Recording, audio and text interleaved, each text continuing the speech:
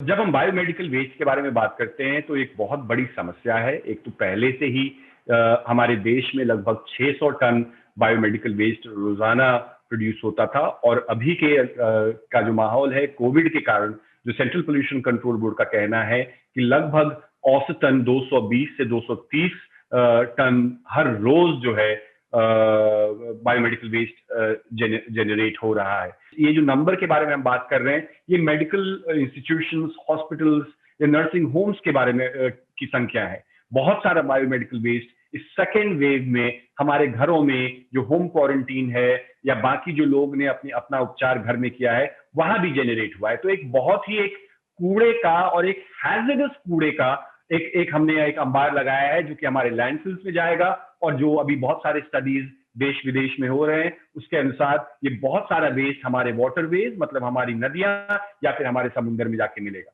जब हम कहते हैं कि ये सारा का सारा वेस्ट, चाहे वो प्लास्टिक हो प्लस बायोमेडिकल वेस्ट हो, जब हमारे समुद्र में पहुंचता है तो ये ब्रेक डाउन करके माइक्रो प्लास्टिक बनता है और इसके बाद ये हमारे फूड चेन में आता है क्योंकि मछलियां इसको खाती हैं और इसके बाद वो सारा का सारा प्रोसेस वापस हमारे सिस्टम में आता है, जो कि बहुत ही ज्यादा डेंजरस है। तो ये हमें समझना जरूरी है कि सिर्फ हम किसी भी चीज को सेफली डिस्पोज कर दें वहीं पे इसकी जर्नी खत्म नहीं हो जाती है, बल्कि वहां से वेस्ट की जर्नी शुरू होती है। और हैजर्डस वेस्ट की जो जर्नी है वो बहुत ही हैजर्डस है हमारे सॉइल के लिए, हमारे वाटर बॉडीज के लिए एंड इवेंचुअली हमारे एयर के लिए भी। अगर हम सोल्यूशन के बारे में बात करें तो सबसे पहले बहुत आवश्यक है कि हम अपने बायोमेडिकल कंजम्पशन को कितना कम कर सकते हैं। जब हम कंजम्पशन करेंगे, कम करेंगे तो हमारा वेस्ट ऑटोमेटिकली कम होगा। इसमें हम लोग कहते हैं कि आपको पीपी किट की आवश्यकता है क्या, आपको कहां पे कितनी बार फेस शील्ड पहनना है। हमें अपने स्वास्थ्य के ऊपर ध्यान देना है, लेकिन स्वास्थ्य के ऊपर ध्यान देने के साथ साथ अगर हम भविष्य के पर्यावरण और भविष्य के अपने स्वास्थ्य के बारे में चिंता नहीं करेंगे तो शायद ये मूर्खता होगी।